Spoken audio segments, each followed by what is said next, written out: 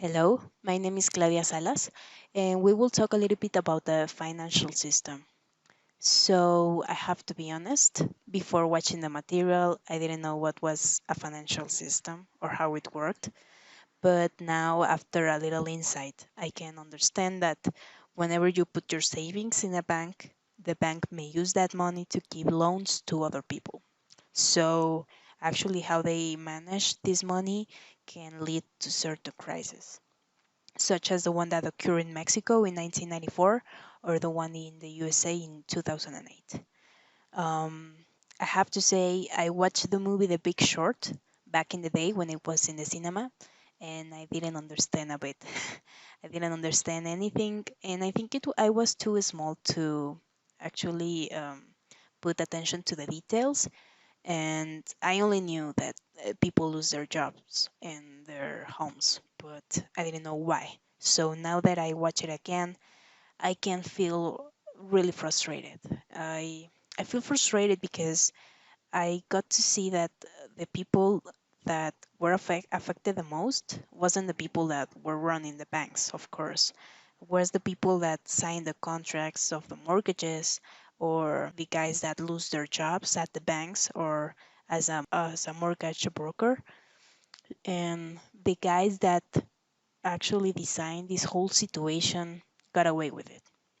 I mean, they got the opportunity to increase their personal incomes by hundreds of millions of dollars, and they actually got to keep that money after all the trials and the inquisition that took place after the crisis exploded. So, yeah, I got really angry, and I think that anger got only fueled by looking at the documentary, because that's when you actually get the opportunity to see that people, the guys leading the banks, and you can see by their faces that um, they're just money driven people. I think it was Mark Baum that said that they were reducing people to numbers, and that's true. You can see how they only care about the money, and think it was in the documentary that they gave a chemical explanation. There's something in the brain that happens when you win money, and that the same effect that cocaine has on you. So I think yeah, I got really frustrated. I think that's the main word I can use. I think that one of the main things I learned was to see how everything is connected, and that the organizations have a lot of relations with other parts. And you can see how the banks tell the rating agencies to rate well the subprime bonds in order to get higher compensations. And this situation was also enhanced by certain professors of finance and economics. They kept enriching this situation, and it's like a never-ending story. It was only going to get bigger and bigger until it exploded. So the main thing that we can do to get to prevent this situation to happen again is to get informed. You know, they say that a lot of times that the banks use certain terms, economic terms, and fancy terms because they knew that normal people like us wouldn't understand.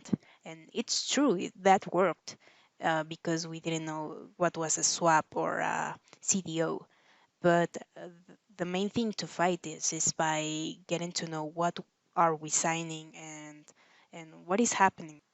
In this case, ignorance is not a bliss.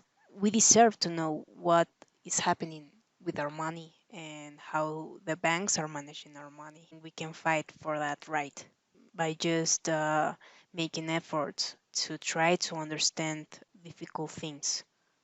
And I think that's something the average Mexican is lacking, and this lets crises like the ones in the 90s happen. I asked several members of my family what they remembered. Not so many remembered something very important, but my godfather he told me that the people were really mad because there was a lot of poverty, and the ones that had their money in the bank, invested or just saved there, they lost it completely. So it was really hard, for example, to buy a house, to get a credit or a loan, and everything in the canasta básica was really expensive to get. Small words, the poor got poorer, and the economy was down completely and didn't get any better until Fox arrived. Just in conclusion, I think one way of be a good citizen is to do what are we doing now. That is to analyze what is happening, because the best way to prevent something to happen again is to learn what happened. And us as citizens, we have the right to know what we can do to improve our situations, and maybe get involved in public trials and stuff like that. Because I think that if we demonstrate our unconformity, we can do some actual change, and mm, maybe get to the people that are guilty of designing this crisis, get punished for real, not only a verbal notification, something like that. So yeah, I think that we have the power to change things, but we have to be informed to do that.